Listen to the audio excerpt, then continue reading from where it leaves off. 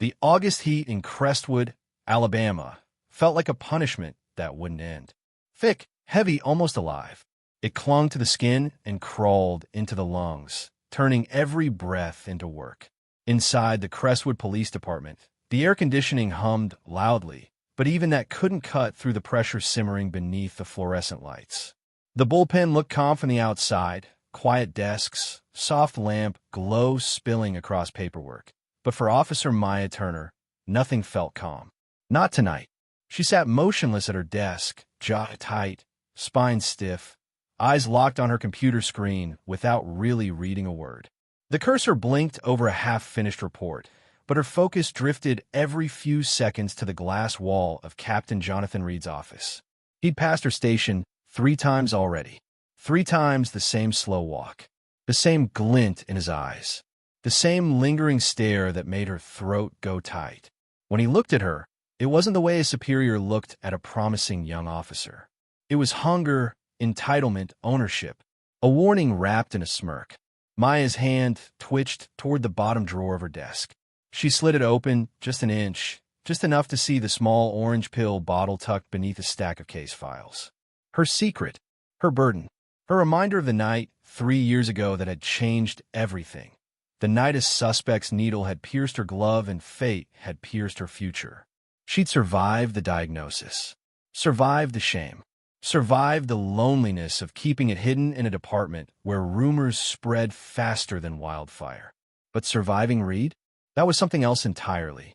6 months ago, he had been a respected mentor figure, someone she looked up to, and then, slowly, the mask fell. The comments got darker. The touches lingered too long. The door to his office closed a little too often when she stepped inside to deliver paperwork. Now, every shift felt like a countdown to the next threat, the next cornered hallway, the next whispered reminder that her future depended on cooperation. Tonight, she sensed it coming again. Reed's shadow passed her desk once more, and Maya felt her stomach twist. Her pulse throbbed at her temples. She forced her gaze back to the screen, but the words blurred. Her fingers curled into fists. She had reported nothing, told no one, not because she didn't want to, but because she knew what would happen. A department like this didn't protect women like her. It protected captains, veterans, good OL boys. Her entire life, her entire career, it could all be dragged into the open the moment she said his name. And eventually, someone would ask questions about her medical file. She couldn't let that happen. Her reflection in the computer monitor looked different tonight. Harder, angrier. The innocence she once had, the starry-eyed girl who believed a badge meant justice, was nowhere in sight. In her place sat a woman cornered too long, stripped down to fear, fury, and something darker she hadn't wanted to name. Reed stopped outside her desk again. His voice slid across the air like oil. Burning the midnight oil, Turner? Dedication looks good on you. She didn't look up. If she did, she wasn't sure she'd keep her expression steady. When he finally walked away, something inside her snapped. Not loudly, not dramatically, just a clean, quiet break, like a thread pulled too tight for too long. She opened the drawer all the way, wrapped her fingers around the pill bottle, felt the weight of everything. The months of fear, the humiliation, the silence, the memories of that assault years ago that had already taken so much from her. She could keep letting the system decide her fate, or she could take it back. For the first time in months, her heartbeat slowed. A strange calm washed over her, settling heavy and cold. Tonight, she told herself, things would change. Not because it was right, but because she had nothing left to lose. And because Captain Jonathan Reed, finally, was going to learn what it felt like to be powerless. Maya Turner didn't start out hardened or haunted. Long before the badge, before the secrets, before the night that split her life in two, she was just a girl from Collegeville, a rough but tight-knit neighborhood on the north side of Birmingham. People there learned early how to survive, how to read danger, how to protect their own, how to hope even when hope felt expensive. Maya learned all of it faster than most. Her mother died when she was 9. A sudden stroke, no warning, no goodbye. Her father unraveled not long after, slipping into a fog of alcohol and bad decisions. By the time Maya turned 11, It was her grandmother, Miss Louise, a retired schoolteacher with a spine of steel, who stepped in, took her by the hand, and told her, "Baby, you ain't gonna drown in this world. Not while I'm still breathing." Miss Louise became her anchor, her compass, and her entire support system. Despite everything stacked against her, Maya grew into the kind of student teachers loved. Sharp, determined, fiercely responsible. She volunteered at neighborhood cleanups, tutored younger kids, and dreamed, quietly, stubbornly, about someday doing something that mattered.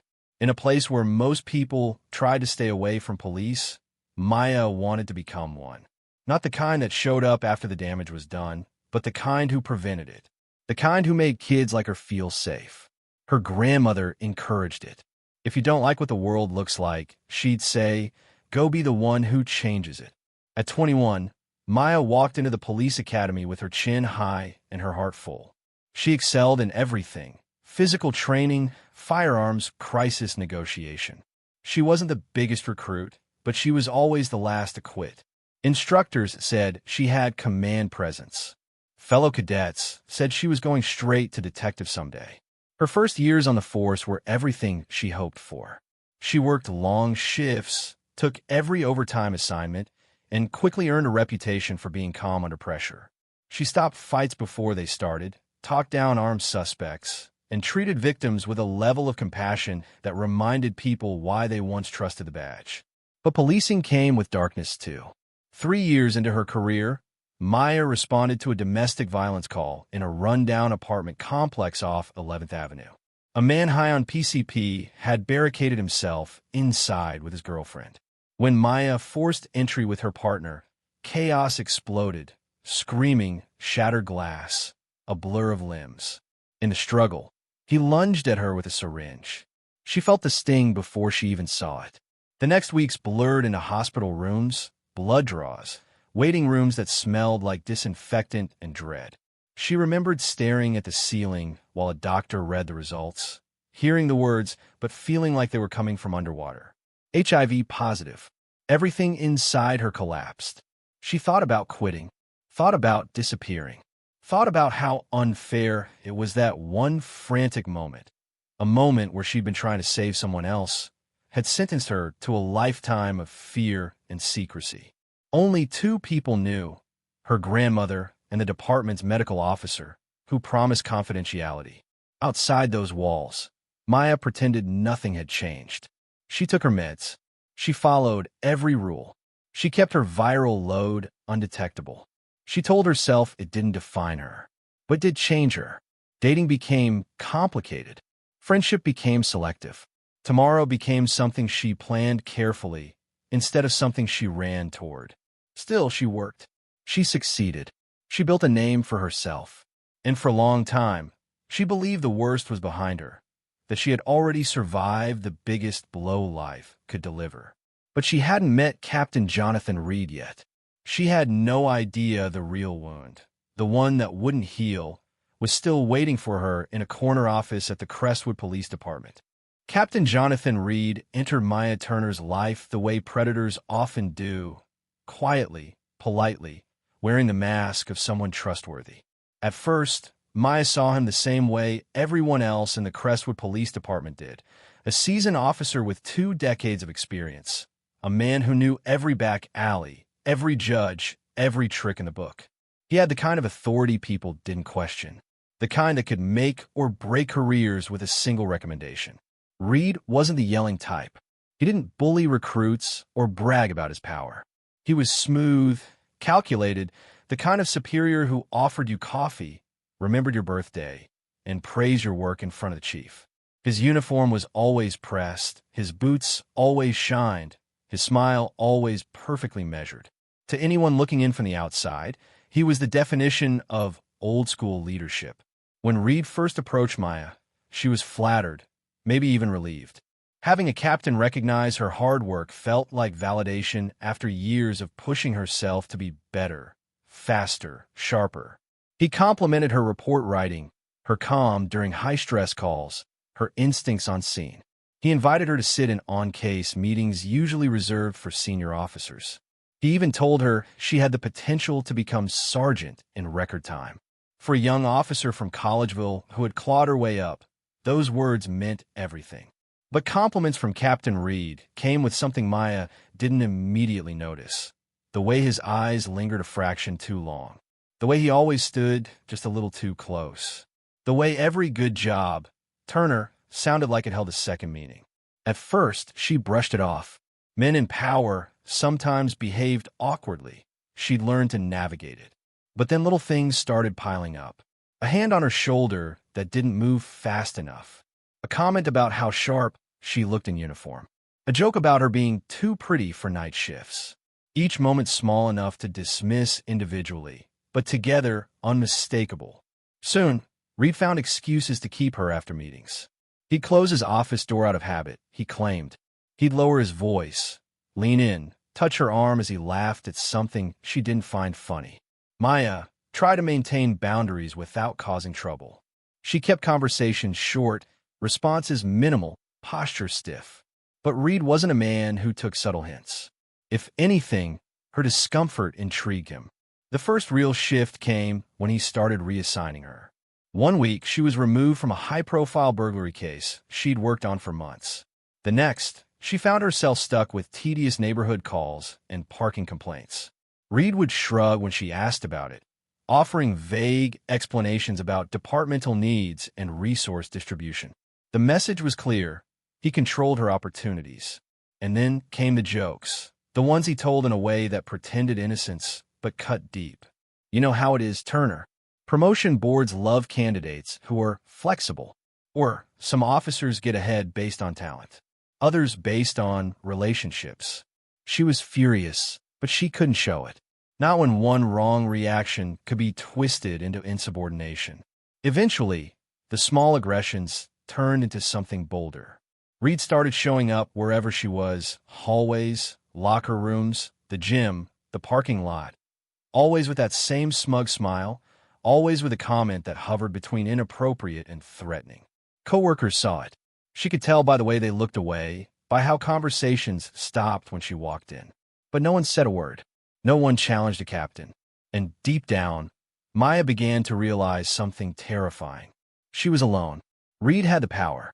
Reed had the reputation. Reed had the ability to destroy her career with a single email. And she had nothing but silence. Silence that felt more suffocating every day. Silence that trapped her the way Reed's shadow followed her across every corner of the precinct. What she didn't know yet was that he hadn't even begun to show how far he was willing to go. The night it happened, the Crestwood Police Department felt eerily hollow. Too quiet, too still, the kind of silence that made fluorescent lights buzz louder and footsteps echo like warnings. Maya Turner was finishing paperwork in the dimly lit evidence room, the stale smell of old files and dust clinging to the air. It was nearly midnight. Most officers were already home or out on patrol. She should have been home too, but she had taken the late shift to avoid Captain Jonathan Reed as much as possible. Unfortunately, he'd stayed late too. The moment she heard the door creak open behind her, she knew. Something in her chest tightened, every instinct screaming danger before she even turned around. Reed stepped inside, closing the door with a soft click that sounded far louder than it should. His expression was calm, too calm. Hands in his pockets, tie slightly loosened, that smug half-smile curving just enough to make her skin crawl. Burning the midnight oil again, Turner, he said, voice low, almost playful. You really are dedicated. Maya straightened. Just catching up on reports, Captain. Good, he replied, taking a slow step closer. I like officers who know how to put in the extra effort. Something in his tone twisted the words into something ugly. Maya stepped back instinctively, bumping into a metal shelf behind her. Reed noticed. His smile widened. You've been avoiding me, he said quietly. I've been working, Maya answered, trying to keep her voice even. Reed took another step closer, closing the space between them. His presence filled the narrow aisle of shelves, the smell of his cologne thick and nauseating. His hand braced against the shelf beside her head, caging her in. You know, he murmured, there are easier ways to get ahead in this department. Ways that don't involve pretending to be scared of me. I'm not scared of you, Maya said, though her voice shook. Reed's eyes darkened. Then stop acting like you are. He moved closer. Too close. Close enough that she felt his breath against her cheek. Close enough that she felt the heat of his body pressing forward. Captain, please step back, she said firmly. But Reed only tilted his head, eyes roaming over her face with a predator's interest. You keep saying no, Turner. I keep giving you chances. But refusal has a cost. You understand that, don't you? His hand lifted, slow, deliberate, and brushed her shoulder in a way that made her body stiffen. That burglary case you lost last week, Reed whispered. That could have been yours. That could have been your stepping stone. But you want to make things difficult. Maya's pulse pounded painfully in her ears. She pushed his hand away, trying to sidestep him, but Reed caught her wrist, not violently, but firmly enough to make it clear she wasn't leaving until he allowed it. You're too talented to throw your career away, he said, his voice dropping into a tone he seemed to think was persuasive. All I'm asking is cooperation, a little understanding. She yanked her wrist back, her breathing sharp and unsteady. Let me go, Captain. For the first time, Reed's polite veneer cracked. His jaw tightened. His voice hardened. You think you can talk to me like that? After everything I've done for you? You haven't done anything for me, Maya shot back. His face twisted, an ugly mix of anger and disbelief, before he grabbed her arm again, pulling her back against the shelf. You listen to me, he snarled softly. I can bury your career. I can bury your reputation. Or I can elevate you. Make your life a whole lot easier. It depends on one thing. Just one. His hand slid down her arm. Maya's breath caught in her throat. And in that moment, something inside her snapped. Not from fear. From fury. She shoved him with all the strength she had. Reed stumbled back, hitting a file cart and knocking it over with a loud crash. Papers flew everywhere. For a few seconds, both of them froze. Reed straightened slowly, smoothing his shirt, adjusting his tie, forcing that cold smile back onto his face. You'll regret that, he said quietly. Then he walked out, leaving her alone in the wreckage of fallen files and shaking hands.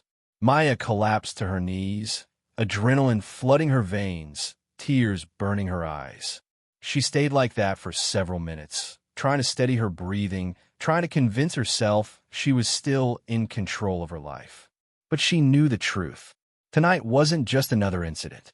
Tonight was the moment she realized the system wouldn't save her, wouldn't protect her. She was on her own. And that realization, sharp, painful, and suffocating, became the final shove that pushed her toward the darkest decision she would ever make. Maya Turner didn't sleep the night after the incident in the evidence room. She didn't even try. She spent hours driving aimlessly through Birmingham, windows rolled down, humid air whipping against her face like a punishment she somehow deserved. The city lights blurred into streaks of gold and red while her mind replayed every second of Captain Jonathan Reed's hands on her, his threats, the smug confidence in his voice, like he already owned her future. By sunrise, something inside her had changed. Not simply broken, transformed. For months, she'd been the victim. Silent, cornered, terrified of Reed, terrified of exposing her HIV status, terrified of losing the career she'd fought tooth and nail to build. But fear had a threshold, and she had finally crossed it. What lay on the other side wasn't weakness, it was rage, a deep, simmering fury that felt sharper than anything she'd felt before. That morning, she sat on her small couch, staring at the orange prescription bottle resting in her palm. Her antiretroviral medication, the thing that kept her healthy, the thing that kept her viral load undetectable, the thing that made her a safe patient, someone who couldn't spread her diagnosis even if she wanted to. But the words, even if she wanted to, struck her with uncomfortable force. Her stomach twisted as an idea surfaced. A horrible idea, the kind she would have once condemned, the kind that didn't belong to the woman she thought she was. But it took hold anyway. If Reed wanted to use his power against her, if the system refused to protect her, if she was going to lose everything either way, then maybe, just maybe, he deserved to lose something too. At first, She rejected the thought entirely. She stood, paced, shook her head, told herself she was imagining things. She wasn't a monster. She wasn't a criminal. She was a cop. A good one. But the more she replayed Reed's threats, the way he cornered her, the way he grinned when she flinched, the harder it became to silence that dark whisper. What if this was the only way to make him stop? What if this was the only way he'd ever understand fear? What if no one else would ever be protected unless someone like her took a risk no one else could? For 2 days, she fought the thought. She threw herself into work, stayed busy, avoided Reed as best she could. But every time she passed him in the hallway, every time he smirked, every time he mentioned her future, the idea grew roots. By the end of the week, she wasn't just entertaining it. She was planning it. She researched viral loads, transmission windows, medical timelines. She knew how low the risk was when she stayed on medication. She also knew how the chances increased, slightly, but enough if she skipped doses. She understood exactly what it meant to relinquish some control of her own health, to take a calculated gamble with her own body. The ethics of it, she shoved them aside. She had put ethics first for years, and what had earned her? Silence. Isolation. A predator who could ruin her with one phone call. Now, she told herself she wasn't trying to kill him. She wasn't even trying to spread anything with certainty. She just needed enough possibility, enough fear to make him stop, to take away his smugness, to balance the scales. It was revenge, yes, but in her mind, it was also justice in a world where no one else seemed willing to give her any.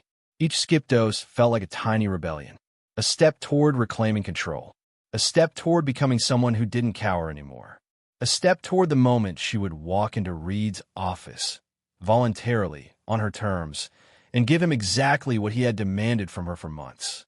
Because if he insisted on crossing boundaries, then she would choose how the line was crossed. By the time she stared at her reflection in the bathroom mirror that next week, eyes hollow, jaw clenched, she no longer saw just a victim. She saw someone who had made a decision. A dark one. A dangerous one. A decision she couldn't undo. Maya Turner was about to become both the victim and the weapon. And she didn't know it yet, but that choice would change everything. Not just for her, but for everyone in the Crestwood Police Department. Captain Jonathan Reed waited until the building had thinned out, until the bullpen lights dimmed, until footsteps faded down distant hallways, until the quiet felt intimate enough to hide something ugly. That was always his pattern. He knew the late-night hush of the precinct worked in his favor. No witnesses, no interruptions, only closed doors and unspoken threats. Maya Turner felt it before it happened. A familiar knot pulled tight in her stomach as she sat at her desk, the hum of the overhead lights buzzing like a warning. It was nearly 11:30 p.m. She should have gone home an hour ago, but she stayed. She had to. She needed him to come to her. And he did. Reed stepped out of his office, leaned against the doorframe, and watched her for a few seconds, long enough for her to feel the weight of his gaze, long enough for his smirk to spread when she pretended not to notice. "Turner," he called, voice smooth, almost gentle. "Got a minute?" She swallowed. "Of course, Captain." "Inside," he said, nodding toward his office. "Let's talk about your future." His words echoed down the empty bullpen, too loud in the silence, too familiar in their threat. Maya rose, legs steady but heart pounding in a rhythm she refused to let him see. She followed him in. Reed closed the door behind her, the click sharp as a trigger. The office was dim, only a lamp on his desk casting warm amber light. Shadows stretched across the walls like long, reaching fingers. On the table was a crystal decanter filled with whiskey, 2 glasses already out.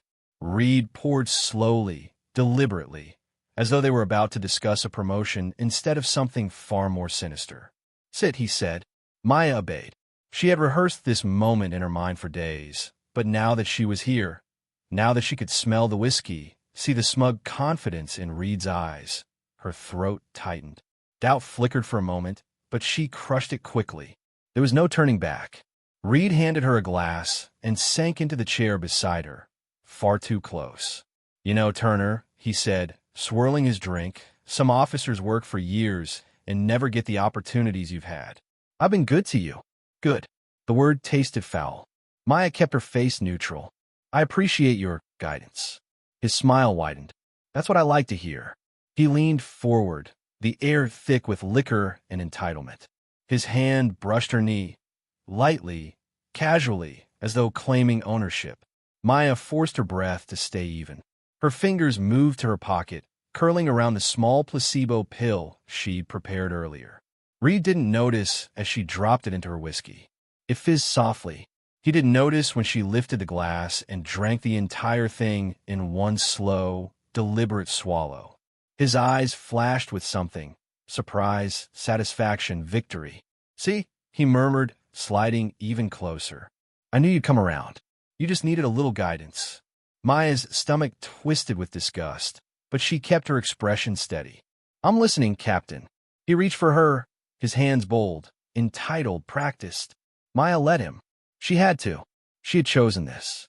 Every movement felt like a betrayal of herself, a fracture in her soul, but she stayed. Detached, cold, focused only on the plan. The revenge she'd crafted in the darkest corners of her mind. The couch creaked under Reed's weight as he pulled her down with him, whispering things she refused to hear. She stared past him, at the ceiling, at the lamp, at the framed commendations on his wall. Anything but his face. Anything but his hands on her skin. Minutes stretched like hours. Her heartbeat wasn't hers. It was survival, calculation, inevitability. When it was over, Reed lay back, breathless and smug, as though he'd won some long-awaited game. He reached out, smoothing a hand over her hair like she was something he owned. This stays between us, he said, his voice low but threatening. Understand? You made the right choice tonight. I'll take care of you now. Maya stood, adjusting her clothes with mechanical precision. She met his gaze for the first time, really met it, and Reed froze for a split second. There was something in her eyes he couldn't read. Something steely. Something dangerous. Of course, Captain, she said, voice steady. Our little secret. She walked out without looking back, her legs trembling the moment she reached the hallway. In the women's locker room, she locked the door, slid down the cold metal lockers, and broke. Her breath came in ragged gasps, tears blurring her vision as her hands shook uncontrollably. She had done it. She had crossed the line. There was no going back now.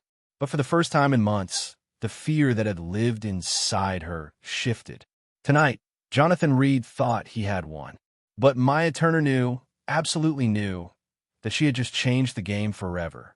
The first sign that something was wrong came 3 weeks later. It was a humid Tuesday morning, the kind where the Alabama air clung to uniforms and made tempers short.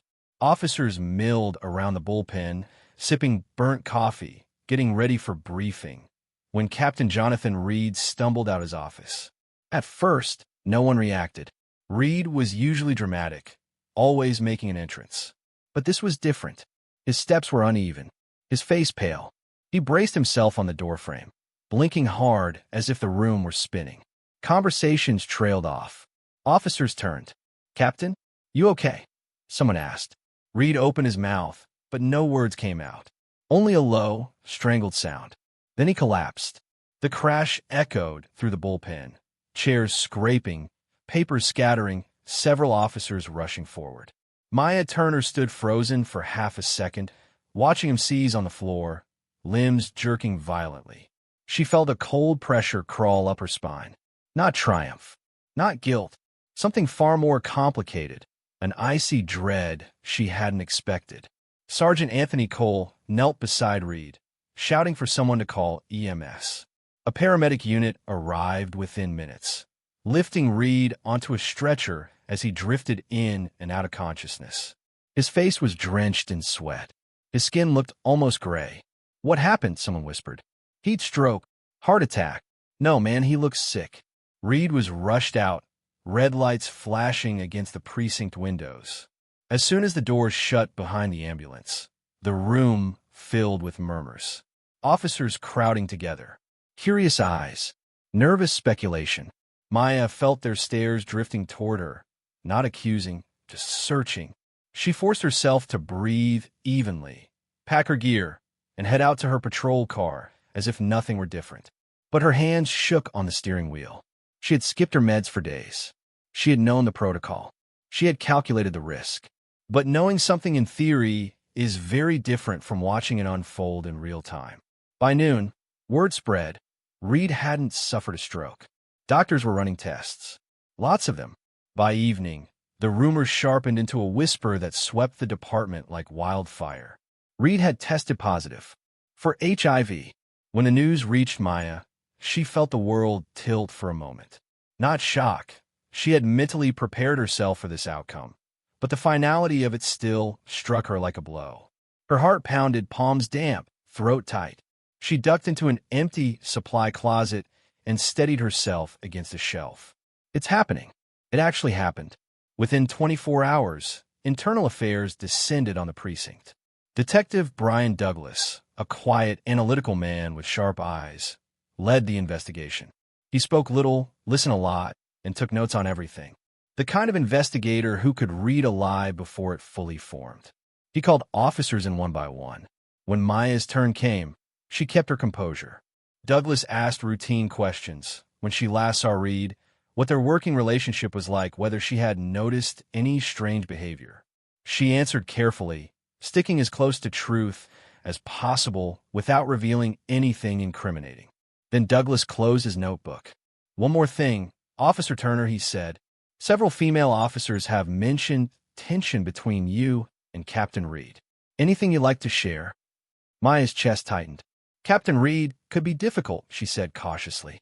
But I handled it. Douglas studied her expression. Handled it how? She kept her gaze steady.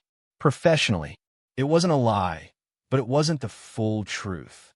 Douglas seemed to sense the gap between her words and her heartbeat. He didn't press further.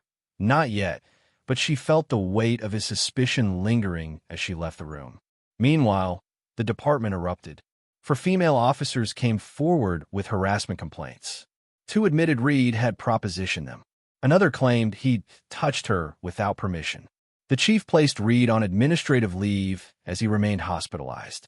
The scandal exploded across Birmingham news stations. Veteran police captain hospitalized amid internal investigation. Sources: harassment complaints emerge at Crestwood PD. Maya watched the coverage from her couch at home, phone buzzing every few minutes with texts from coworkers. Did you know about this? You ever try anything with you? This is insane. She ignored all of them because she knew the truth. Reed was just the beginning. The investigation was widening. And sooner or later, someone, Douglas most likely, was going to connect the dots. Maya Turner had wanted justice. She had wanted revenge. But she never imagined the fallout would move this fast, and that her secret would now be sitting in the center of a storm she could no longer control. Internal Affairs didn't back off.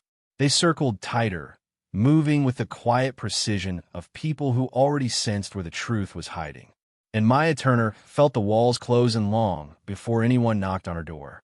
2 days after Captain Reed's collapse, Chief Helena Moore summoned Maya to her office. Moore wasn't the warm type, stern jaw, sharp eyes, a voice that carried authority even when whispering. But she was respected, feared even. Maya had always admired her from a distance. Now, sitting across from her desk, Maya felt smaller than she had in years. Officer Turner, Moore began, folding her hands. This won't be a long meeting. IA has asked for full cooperation from all personnel. That includes you. Yes, ma'am. Moore studied her closely. Too closely. I'm going to ask you one question, and I need the truth. Maya's pulse hammered in her ears. Did Captain Reed ever behave inappropriately toward you? The air felt like it thickened, pressing against Maya's chest. She opened her mouth, then closed it. Her throat locked. She felt the weight of years of training telling her to stay quiet, to protect the department, to protect her career, to keep her diagnosis hidden at all costs. But her silence lasted one beat too long. Moore leaned back, expression hardening. Officer Turner, we have statements from 4 women already. They all mentioned your name. Some said Reed fixated on you. Maya swallowed. Her palms were damp. He made comments sometimes. Nothing I couldn't handle. That is not the question I asked, Moore said sharply. Maya's voice cracked. Yes, he behaved inappropriately. Moore exhaled, and for a second, just a second, her features softened. Why didn't you come to me? Because Maya's voice faded. Because she was afraid. Because she knew how rumors spread. Because she feared the truth about her status would surface the moment she filed a complaint. Because she didn't trust the system to protect her. Moore didn't push further. She simply nodded, dismissing Maya with an unreadable expression. But the real breaking point came that night. Detective Brian Douglas requested a second interview. Maya sat across from him in a small, windowless IA room, the kind meant to make people sweat. A camera blinked red in the corner. Douglas opened a folder, flipped through notes, and then set it aside as if it were irrelevant. Officer Turner, he said in that calm, unervingly steady voice, we've reviewed department security footage. We have multiple witness statements. We have medical reports. There's a pattern involving you and Captain Reed. I told you everything I know. No, Douglas said quietly. You told me everything that makes you look innocent. Her stomach dropped. Douglas slid a sheet of paper toward her, cell tower data. Calls, texts, times she and Reed were in the building alone. Patterns she didn't even realize she'd created. We're not accusing you of harming him, Douglas continued. But we know Reed pressured you. You admitted that. So I'll ask you plainly, did you have a sexual encounter with Captain Reed in the past month? Maya's breath caught. She stared at the table, unable to speak. Douglas watched her for a long moment, then said softly, You're not the villain here, Turner. But if you keep lying, I can't help you. If something happened, if he forced you, coerced you, you must say it now, before the investigation decides the narrative for you. Her chest tightened. Tears burned at the edges of her eyes. She wanted to tell the truth. She wanted someone to understand. But she knew the next question coming. And then Douglas asked it. Officer Turner, do you have any medical conditions we need to be aware of? Her breath stopped entirely. This was it. The line she'd spent years guarding. The truth she'd built her silence around. She broke. Tears slipped down her face as she finally whispered, Yes. Douglas didn't react. He just nodded. Is it HIV? Maya covered her face with her hands. Yes, but I didn't plan. I just wanted him to stop. The words poured out of her like water from a crack in a dam. First slow, then uncontrollable. The harassment, the threats, the night in the evidence room, the skipped medication, the office encounter, the revenge she thought she could justify. Douglas let her speak, never interrupting. When she finally ran out of breath, the room was silent. He closed his notebook. Maya Turner, he said softly, I'm placing you under arrest. It was surreal. The feel of the handcuffs, the brightness of the hallway lights, the stunned faces of officers watching her walk past. Some whispered. Some covered their mouths. Some looked devastated. And somewhere in the hospital across town, Captain Jonathan Reed woke up to learn that the woman he'd spent months tormenting had just confessed to the crime that would shatter both their lives forever. The courthouse in Jefferson County was overflowing the morning Maya Turner's trial began. Reporters crowded the sidewalks, cameras flashing like lightning every time the doors opened. Commentators speculated live on television. Social media feeds buzzed nonstop with one question. Was Maya Turner a victim pushed past her limit, or a silent predator who weaponized her illness to destroy a man? Inside the courtroom, the air felt thick with judgment long before the jury took their seats. Maya sat at the defense table beside her attorney, a public defender named Valerie Knox, a tough, sharp-eyed woman who believed Maya deserved more compassion than the world was giving her. Across the aisle sat Captain Jonathan Reed, thinner than before, pale from recent treatments, his once dominant presence reduced to something fragile. He wore a fitted Navy suit and an expression that played perfectly for the cameras. Wounded, horrified, betrayed. His attorney rested a hand on his shoulder as if to remind everyone of his victimhood. The first day began with opening statements, and the prosecution wasted no time painting Maya as the mastermind of a calculated betrayal. Ladies and gentlemen, Assistant District Attorney Paul Gaines announced, pacing before the jury, this is not a case about workplace harassment. This is not a case about fear or intimidation. This is a case about a trained police officer, someone entrusted with upholding the law, who chose to turn a deadly virus into a weapon. He held up a hand dramatically. Officer Turner knowingly and deliberately stopped taking her medication. She then engaged in sexual contact with Captain Reed with one clear intention: to infect him with HIV. This is aggravated assault of the highest order. Every juror's gaze shifted toward Maya. Some with shock, some with disgust, some with something that looked painfully like pity. Then Valerie Knox stood, calm and composed, and the tone of the room shifted.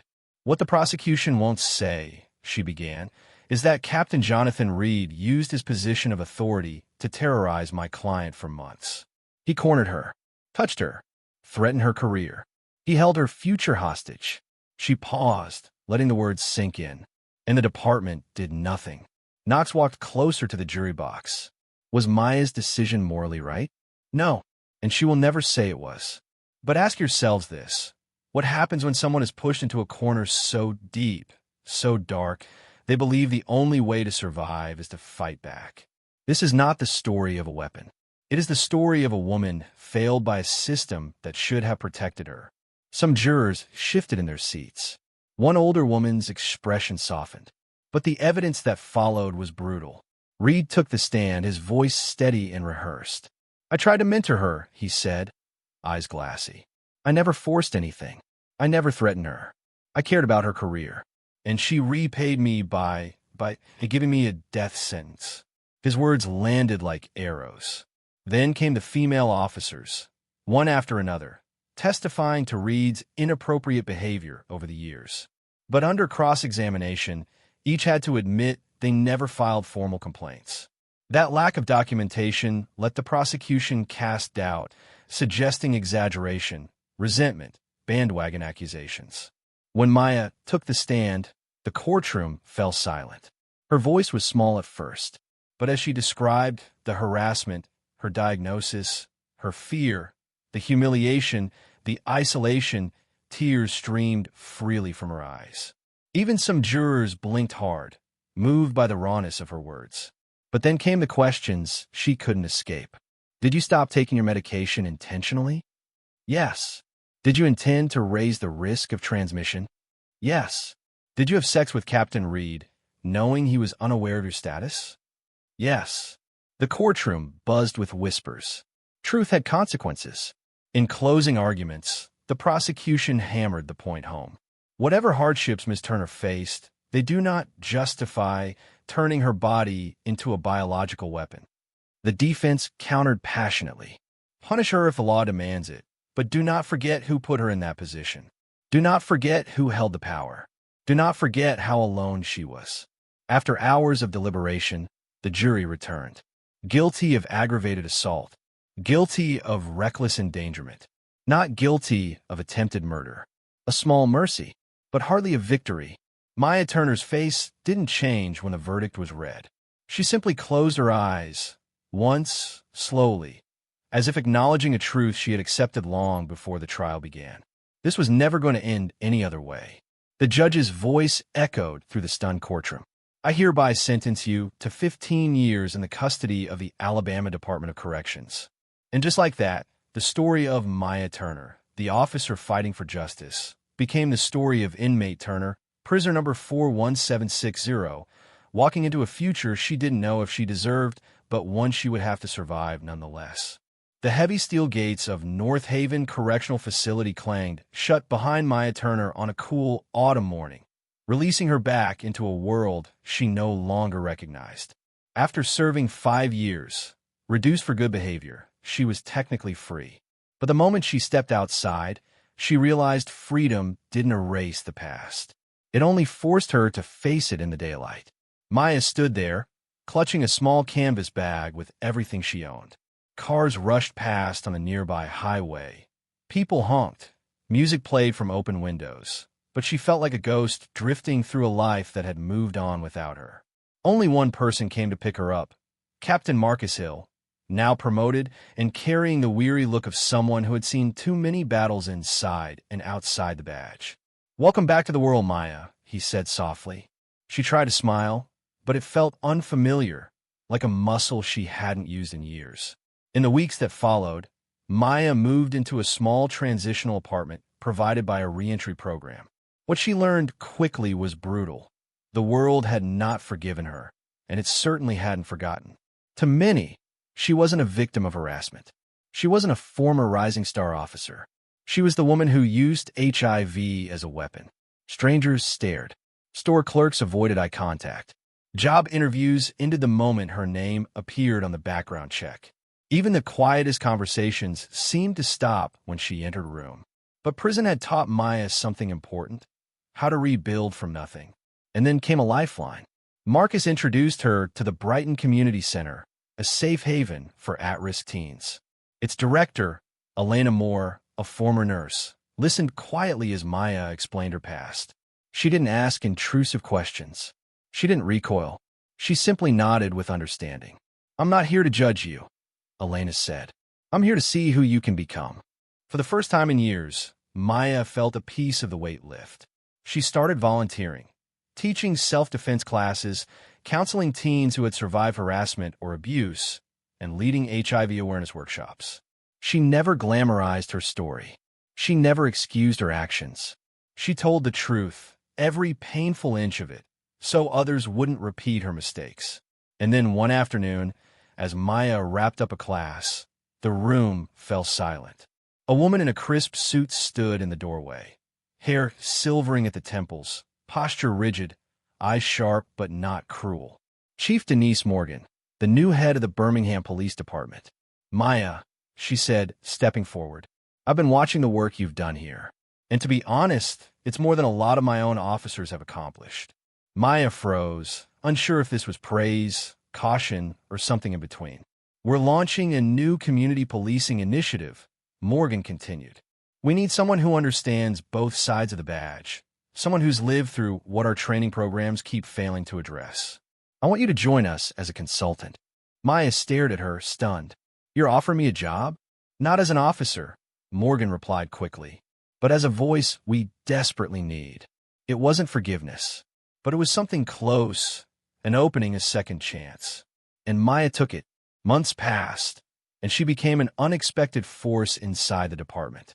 She helped create anti-harassment protocols, assisted young recruits, and worked with victims who reminded her too much of her younger self.